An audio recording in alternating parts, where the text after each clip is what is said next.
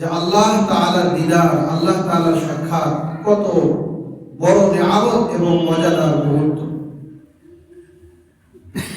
আল্লাহ সুবহানাহু ওয়া তাআলা জান্নাতীদেরকে যত নিয়ামত দিবেন, আবাসস্থল হিসেবে, পান করা হিসেবে, খাওয়া হিসেবে যত নিয়ামত দিবেন, যে মানুষের জীবনে সবচেয়ে সুখের বিষয় যেটা মনে করে যে নারীর জন্য একটা সুন্দর পুরুষ, পুরুষের জন্য একটা সুন্দর নারী, যে থাকার পরেও যে সবচেয়ে আল্লাহ তাআলার নিকটে বান্দাদের জন্য যেটা বড় নিয়ামত মনে করেছেন এবং নিয়ামত মনে করে দিবেন, সেটা হলো দিদার ইলাহি, আল্লাহ তাআলার সাক্ষাৎ। আর আল্লাহ তাআলার সাক্ষাতের জন্য অবশ্যই পরিশ্রম করতে হবে। আমি যে আয়াতে কারিমা সূরাতুল ইনশিকাক 6 নম্বর আয়াত পাঠ করেছি, এখানে আল্লাহ তাআলা বলে দিয়েছেন, ইয়া আইয়ুহাল ইনসান, হে মানুষ সকল, ইন্নাকা কাদিহুন ইলা রাব্বিকা কাদহা, তোমরা আল্লাহ তাআলার নিকটে পৌঁছার জন্য, আল্লাহ তাআলার নৈকট্য লাভের জন্য কাদিহুন, পরিশ্রমকারী হতে হবে, তথা তোমাদের আমল করতে হবে, হারাম বর্জন করতে হবে, আবার যত আদেশগুলি রয়েছে সেগুলো পালন করতে হবে। ইন্নাকা কাদিহুন ইলা রাব্বিক কাদহা, গুরুত্ব আরোপের জন্য এখানে মফউলে মুতলাক ব্যবহার করা হয়েছে।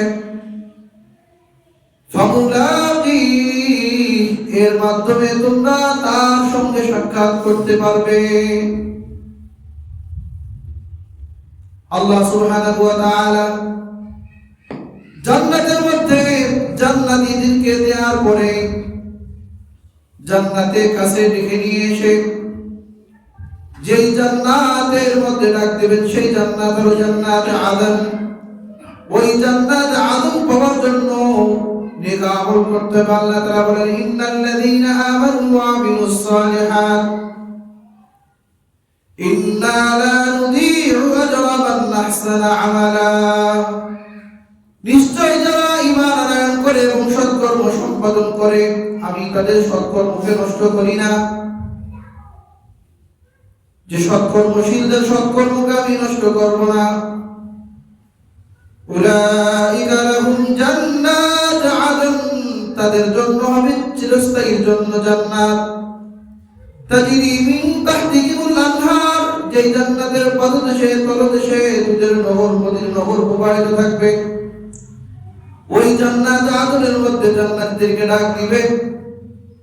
হাদিসে পাকের মধ্যে এসেছে, সেই জান্নাতের ভিতরে যত আসবাবপত্র থাকবে, পান পাত্র থাকবে, এক জান্নাতের মধ্যে হবে সব কিছু রূপার, আর এক জান্নাতের মধ্যে, ওই জান্নাতের মধ্যে আরেকটা ঘর থাকবে, সেই ঘরের মধ্যে সব কিছু হবে স্বর্ণের।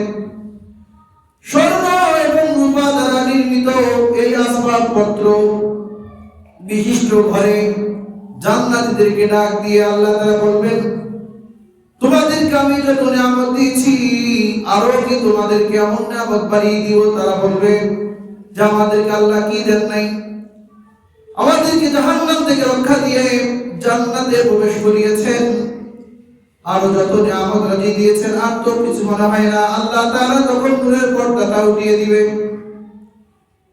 ওই দিদার ইলাহি যখন জান্নাতীরা লাভ করবে, তখন তাদের কাছে মনে হবে আমরা এই পর্যন্ত যত নিয়ামত ভোগ করেছি, এর মধ্যে সবচেয়ে বড় নিয়ামত হলো আল্লাহ তাআলার দিদার।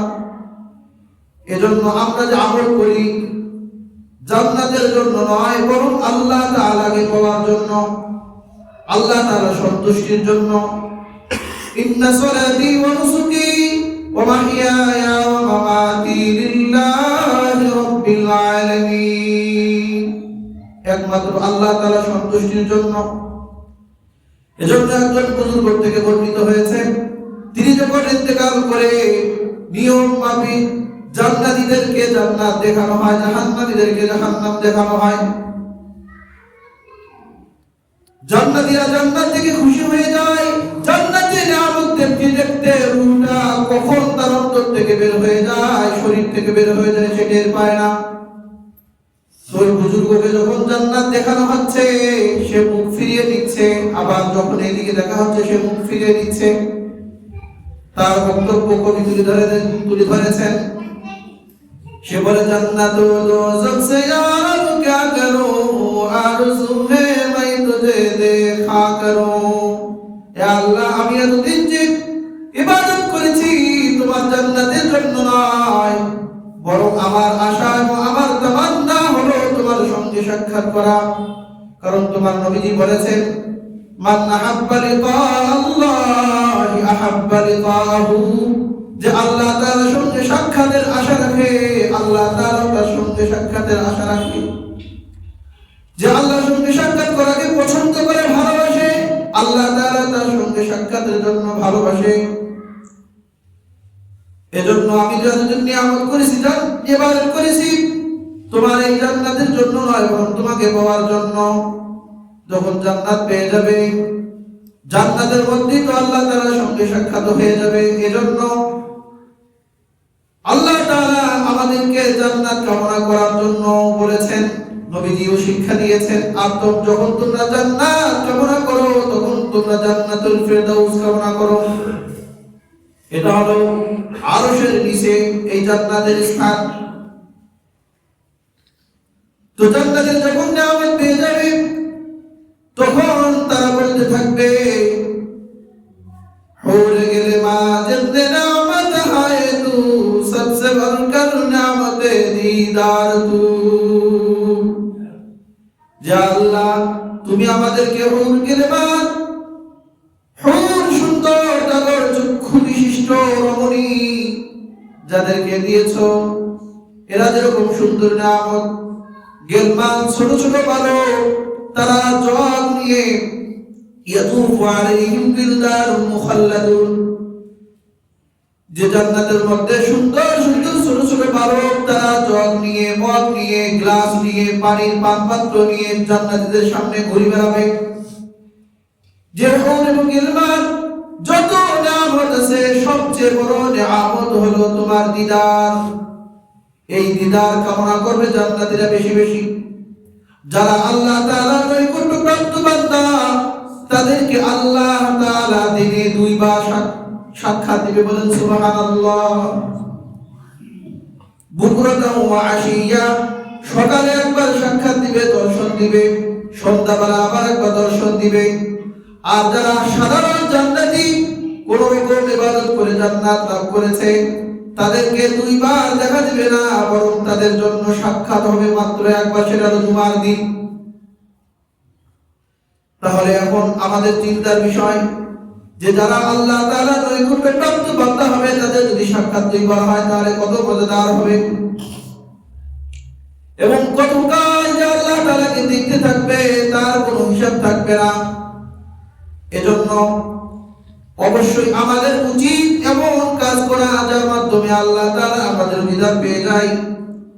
এ সম্পর্কে আমি বয়ান করেছিলাম যে আল্লাহ তাআলা সাক্ষাৎ লাভের জন্য 1 নম্বর কাজ হলো ফালিয়ামাল আমালান সালিহা, সৎকর্ম সম্পাদন করা। 2 নম্বর হলো ওয়ালা ইউশরিক বিইবাদাতি রাব্বিহি আহাদা, আল্লাহ তাআলার সঙ্গে কাউকে শরীক সাব্যস্ত না করা, তার সাথে শিরিক না করা। তথা ইবাদতের মধ্যে কোনো লৌকিকতা না করা, কোনো প্রকার রিয়া, লোক দেখানো, এই জাতীয় নিয়ত না থাকা। 2 নম্বর বয়ান করা হয়েছে তাকওয়া অবলম্বন করা। এরপরে ফজরের নামাজ এবং আসরের নামাজ বিশেষ করে গুরুত্ব সহকারে আদায় করা।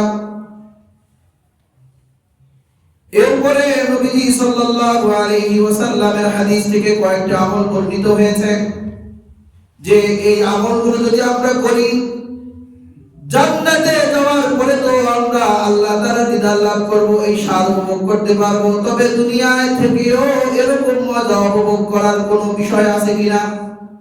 নবীজি সাল্লাল্লাহু আলাইহি ওয়াসাল্লাম জানিয়ে দিয়েছেন, দুনিয়ার মধ্যে থেকেও এমন কিছু কাজ আছে ওই কাজগুলো করার দ্বারা আল্লাহ তাআলার দিদার লাভের যে স্বাদ সেটা সাধন করতে পারবে। তার মধ্যে একটি হলো as-সালাত, নামাজ আদায় করা। যে নামাজ সম্পর্কে বলা হয়েছে, নবীজি সাল্লাল্লাহু আলাইহি ওয়াসাল্লাম বলেন, বান্দা যখন নামাজে দাঁড়ায় তখন ইউনাদি রাব্বাহু, সে তখন আল্লাহ তাআলার সঙ্গে চুপে সারে কথা বলতে থাকে। বলুন সুবহানাল্লাহ। বুখারী শরীফের 417 নম্বর হাদিস। নবীজি সাল্লাল্লাহু আলাইহি ওয়াসাল্লাম বলেন, ইন্না আহাদাকুম ইযা ক্বামা ফি সালাতিহি, তোমাদের কেউ যখন নামাজে দাঁড়ায়, ফাইন্নাহু ইউনাদি রাব্বাহু, সে যেন আল্লাহ তাআলার সঙ্গে কানে কানে কথা বলতেছে, চুপে সারে কথা বলতেছে।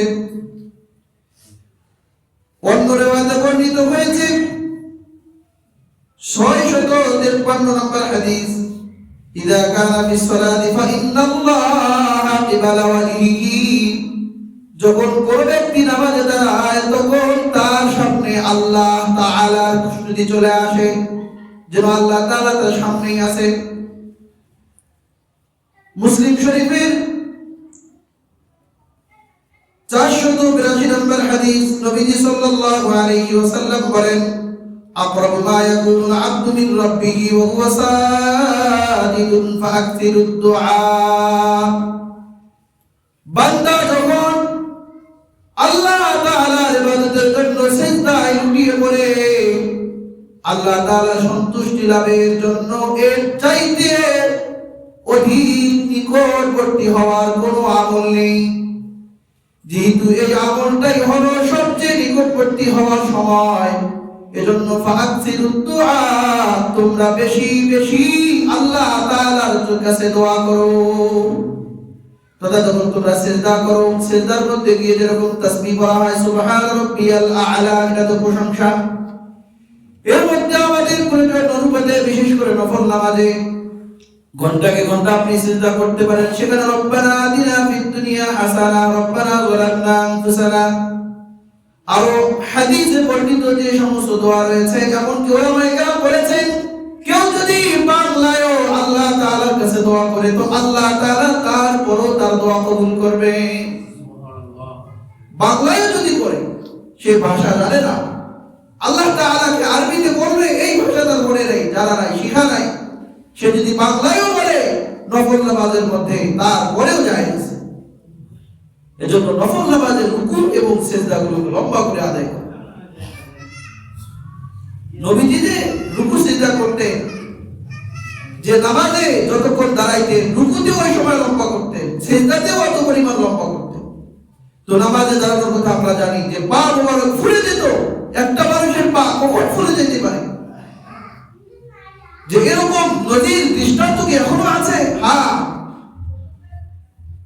এক আরবের মসজিদের একটা ভিডিও আমার কাছে আছে,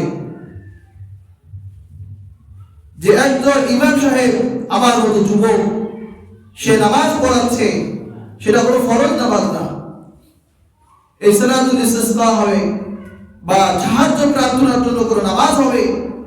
এই নামাজ এবং দোয়া, দাঁড়িয়ে দাঁড়িয়ে দোয়া করতেছে হাত তুলে, 2 রাকাত কিংবা 4 রাকাত নামাজ পড়ছে 4 ঘন্টা নিয়ে, 4 ঘন্টারও বেশি। অবাক হয়ে যাবে, মানুষ দাঁড়িয়ে আছে। আজকে আমাদের তো ইমাম সাহেব যদি রুকু এবং রাকাত সিজদা লম্বা করে, ইমাম সাহেবের অভিযোগ করতে করতে অবস্থা খারাপ। ইমাম সাহেব পাইছিলেন, কোনো কিছু বুঝে না, আমরা যে রাস্তা থেকে উঠে আসছি, আমরা কাজ ফেলে আসছি। তো এজন্য ফরজ নামাজের রুকু সিজদা গুলো দ্রুত করে দেওয়া হয়। তার মানে যে নফল এবং সুন্নত, এটা আপনার সময় আছে, আপনি করতে থাকেন। যত বেশি সিজদা করবেন, যত সিজদা লম্বা হবে, আল্লাহ তাআলার সান্নিধ্য আপনি তত বেশি পাবেন। এই যে অনুভূতি, একটা ফিলিংস, এই যে মনে করা হচ্ছে, এইটা যদি তার অন্তরে থাকে, সে তো চাবে না এই সিজদা ছাড়তে। নবীজি সাল্লাল্লাহু আলাইহি ওয়াসাল্লাম বলেছেন যে কুররাতুল উয়ুন কুররাতু আইনি ফিস সালাহ, যে আমার চক্ষুর শীতলতা রাখা হয়েছে নামাজের মধ্যে। যে নামাজ পড়বে, নামাজ পড়ার মধ্যে তার চক্ষু শীতল হয়ে যাচ্ছে। যে সাহাবায়ে কেরামরা এরকম নামাজ পড়তেন। আমরা প্রসিদ্ধ ঘটনা জানি যে আলী রাদিয়াল্লাহু তাআলা আনহুর পায়ের মধ্যে তীর ঢুকেছিল। বলে যে তীর বের করা কঠিন হয়ে গেছে, বলে যে জান বের হয়ে যাচ্ছে, বলা যে তাকে নামাজে দাঁড় করিয়ে দাও। তাকে যখন নামাজে দাঁড় করিয়ে দিয়েছে, যে তীর টেনে হেঁচড়ে বের করা হয়েছে, বেচারা টেরও পায়নি। সুবহানাল্লাহ, এটা নামাজ। কারণ ইউনানি রাব্বাহু, সে তার রবের সঙ্গে সাক্ষাতে আছে। এখন কি লাগতেছে, কি ব্যথা বেদনা অবস্থা। আর দুই সাহাবীর সম্পর্কে বর্ণিত আছে, এক যুদ্ধের ময়দানে রাত্রিতে পাহারা দেওয়ার জন্য দুইজন সাহাবীকে রেখেছেন। তো দুইজনের মধ্যে তারা কম্প্রোমাইজ করলো যে দুইজন জেগে না থেকে আমরা একজন ঘুমাই আর একজন জাগ্রত থাকি। তাহলে এভাবে আমরা পারাক্রমে সারা রাত্রি জাগ্রত থাকতে পারবো। ঠিক আছে। এর মধ্যে একজন শুয়ে পড়লো আর একজন নামাজে দাঁড়িয়ে গেল। জাগ্রত থাকি, নামাজ পড়ি। নামাজে দাঁড়িয়েছে, সে নামাজের মধ্যে দাঁড় থাকা অবস্থায় সে নামাজের মধ্যে এত মজা পেয়েছে, এই যে নামাজ পড়তেছে, এদিকে আর শত্রু এসে যখন দেখতেছে একটা মানুষ দাঁড়িয়ে আছে। এখন এটা কি কোনো মানুষ নাকি এটা গাছ? দূর থেকে দেখলে এরকম মনে হয়, গাছকেও মানুষ মনে হয়। যদি মানুষ হয় সে তো নড়াচড়া করবে, আর যদি গাছ হয় তাহলে তো নড়াচড়া করবে না। দেখে যে একটা কিছু দাঁড়িয়ে আছে, সে দূর থেকে তীর নিক্ষেপ করছে। তো তীরের মাধ্যমে জানতে পারে মানুষ সে নড়াচড়া করবে, সে পালন করবে, অথবা তার অবস্থা চেঞ্জ হবে। তো একটা তীর নিক্ষেপ করছে, সে নামাজের মধ্যে শান পেয়েছে। তীর পায়ের মধ্যে কিংবা শরীরের মধ্যে ঢুকে গেছে, কিন্তু নামাজ ছাড়া। এরকম পরপর কয়েকটা তীর শরীরে ঢুকে গেছে, নামাজ ছাড়ে না। যখন বেশি রক্ত প্রবাহিত হচ্ছিল, তখন তার মনে হলো যে এই অবস্থায় যদি আমি এবার মারা যাই, আবার সে টের না পায়, আর শত্রু সে বুঝতে পারবে যে আমি এখানেই মারা গেছি, তাহলে তো তারা আবার আক্রমণ করবে, কারণ আমার তো কোনো কাজে দেওয়া হয়েছে। এরপরে সে অপারক হয়ে তার পাশের ভাইকে ডাকেছে, জাগ্রত করেছে। সে তো অবাক, আর তুমি আমাকে আগে জাগাও নি কেন? বলে আমি তো নামাজের মধ্যে এত শান পেয়েছি, আমার যদি আজকে জিম্মা জায়গা না থাকতো, আমার প্রাণ গেলেও আমি নামাজ। সুবহানাল্লাহ, কি শান, কি মজা, ইবাদতের মজা। কারণ যে এই কপাল যে দান করেছে, এই কপালটা আমি তার সামনে উঠে দিয়েছি, তার সামনে আমি দাঁড়াইছি। এই যে নামাজের মজা, সাহাবায়ে কেরামরা বুঝতেন।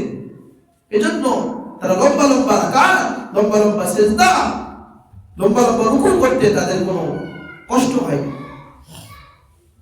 সম্মানিত উপস্থিতি, এজন্য দুনিয়ার মধ্যে আমরা যদি নামাজের মতো নামাজটা আদায় করি, কোরআন যখন পড়ব, তো আমরা যখন কোরআন পড়ি, কোরআন যদি সেরকম তেলাওয়াত হয়, মজাদার হয়, তাহলে আকাশ থেকে ফেরেশতারা আমাদের কোরআন শ্রবণ করার জন্য দুনিয়াতে আসে। সুবহানাল্লাহ, এরকম একটি ঘটনা বর্ণিত হয়েছে। এবং আল্লাহ তাআলার নৈকট্য, নিকটত্ব অনুভব করার আরেকটি বিষয় এটিও যে তেলাওয়াতুল কোরআন। এ সম্পর্কে নবীজি সাল্লাল্লাহু আলাইহি ওয়াসাল্লাম বলেছেন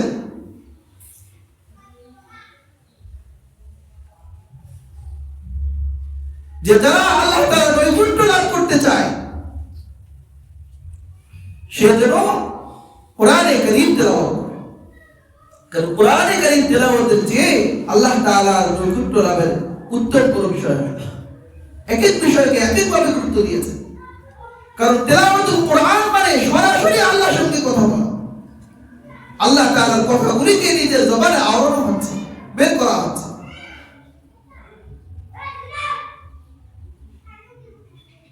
তো আল্লাহ সুবহানাহু ওয়া তাআলা তেলাওয়াতুল কোরআনের মধ্যে এরকম শান দিয়েছে যে কোরআন শোনার জন্য আকাশ থেকে ফেরেশতারা জমিনে অবতরণ। এবং এটার মধ্যে অবশ্যই মজা আছে। আমি একদিন বলেছিলাম যে আবু জাহেল সহ ওই যুগে কাফেররা পর্যন্ত নবীজির কোরআন শোনার জন্য আসতো, চুপে সেরে আসতো এবং পথে যাওয়ার সময় পরস্পর মধ্যে দেখা সাক্ষাৎ হয়ে যায়। কোরআন এরকম মজাদার। এসো, কোরআন যে একটা আজীব কোরআন, আশ্চর্যজনিত কোরআন। একবার জিনের এক দল নবীজি সাল্লাল্লাহু আলাইহি সাল্লামের দরবারে কোরআন শোনার জন্য আসে। ওদেরকে কোনো আহ্বান করা হয়নি, মাইকিং করে ডাকা হয়নি, ওরা নিজেরাই যাচ্ছিল নবীজির কাছে আসছে। সূরাতুল জিন সম্পর্কে একটা সূরা অবতীর্ণ হয়েছে, 29 নম্বর পারায় আছে। সেখানে আল্লাহ তাআলা আমাদেরকে জানিয়ে দিয়েছেন, قل أوحي إلي أنه استمع نفر من الجن فقالوا إنا سمعنا قرآنا عجبا। হে মুহাম্মদ সাল্লাল্লাহু আলাইহি ওয়াসাল্লাম, আপনি বলুন, উহিয়া ইলাইয়া, আমার উপরে যে ওহী পর্দাদেশ অবতীর্ণ করা হয়েছে, আন্নাহু ইস্তামাআ নাফারুম মিনাল জিন, জিনদের একটি দল তারা খুব মনোযোগ সহকারে শ্রবণ করলো। এরপরে যখন তারা তাদের দলের কাছে ফিরে গেল, জিনদের কাছে ফিরে গেল, তারা গিয়ে বলল, তারা বলল, ইন্না সামি'না, আমরা শুনলাম, কুরআনান আজাবা, একটা আশ্চর্যজনিত কোরআন, এমন সুন্দর বাণী যা আমরা জীবনে শুনি নাই, ইতিপূর্বে কারো মুখে এরকম আবৃত হয়নি। এবং ফাআমান্না বিহি, ওই কোরআন শুনে আমরা সকলে ঈমান আনয়ন করেছি, বলেন সুবহানাল্লাহ। এমন মজাদার কোরআন। ওয়ালান নুশরিকা বিরাব্বিনা আহাদা, আর আমরা দৃঢ় প্রত্যয় ব্যক্ত করেছি, আমরা সংকল্প করেছি, আগে যেরকম আমরা মুশরিক ছিলাম, পূজা পাঠ করতাম, আজকের থেকে আর কোনদিন সেই রবের সঙ্গে অংশীদার সাব্যস্ত করব না। কোরআন যে শোনার জন্য ফেরেশতা অবতীর্ণ হয়, হযরত সাদ বিন মুআয রাদিয়াল্লাহু তাআলা আনহু সম্পর্কে বর্ণিত হয়েছে, কোরআন মানুষের মধ্যে কেমন আসর করে, প্রভাব ফেলে। হযরত মুসআব বিন উমাইর রাদিয়াল্লাহু তাআলা আনহু, সে মক্কা থেকে মদিনায় মানুষকে দ্বীন শিক্ষা দেওয়ার জন্য, ইসলাম শিক্ষা দেওয়ার জন্য গেল। নবীজি সাল্লাল্লাহু আলাইহি ওয়াসাল্লাম তাকে যখন মদিনায় পাঠালেন, সাদ বিন মুআয রাদিয়াল্লাহু তাআলা আনহু এবং তার একজন বন্ধু, তারা দুইজনেই বসে পরস্পরের মধ্যে গল্প করতেছে। তারা পরস্পরে বলতেছে যে এই মুসআব বিন উমাইর, সে মক্কা থেকে মদিনায় এসে আমাদের পরস্পরের মধ্যে, ফ্যামিলির মধ্যে বিভেদ সৃষ্টি করতেছে। সে কিসের ইসলামের দাওয়াত দেয়, সে কার কথা বলে, চলো আমরা তাকে হত্যা করে আসি। তারা দুই বন্ধু পরস্পরের মধ্যে আলোচনা করে আগে সাদ বিন মুআয রাদিয়াল্লাহু তাআলা আনহুকে পাঠালো। সে ঘরে এসে তাকে হত্যা করার জন্য হাতে তলোয়ার নিল, শরীরে লোহার পোশাক পরিধান করলো, সজ্জিত হয়ে সে যখন মুসআব বিন উমাইর রাদিয়াল্লাহু তাআলা আনহুর কাছে আসলো, এসে বলতেছে, তুমি কিসের কথা বলো, তুমি আমাদের মধ্যে বিভেদ সৃষ্টি করতেছো, তুমি এই সমস্ত কাজ বন্ধ করো। মুসআব বিন উমাইর রাদিয়াল্লাহু তাআলা আনহু বলে, আরে ভাই, আমি আগে কি বলি সেটা তো শুনেন, সেটা যদি আপনার ভালো লাগে তাহলে আপনি গ্রহণ করবেন, আর যদি ভালো না লাগে তাহলে আপনার যা ইচ্ছা তাই করবেন।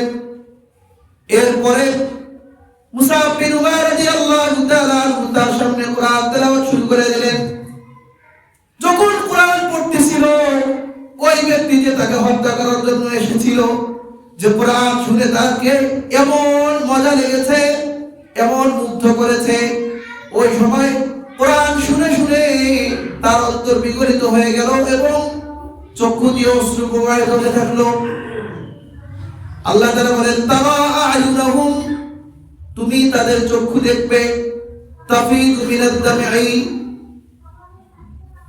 যে তাদের চক্ষু দিয়ে অশ্রু প্রবাহিত হচ্ছে।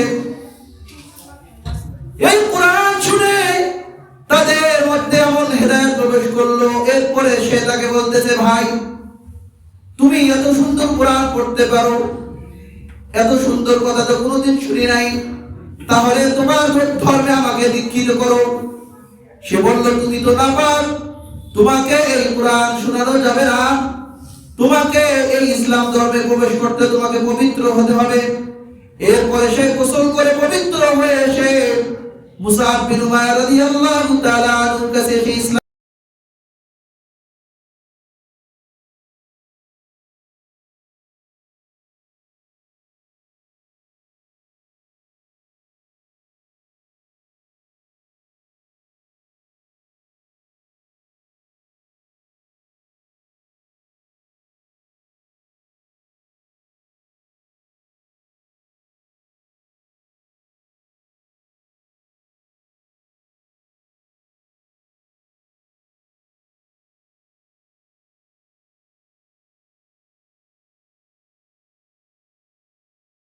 তুমি কি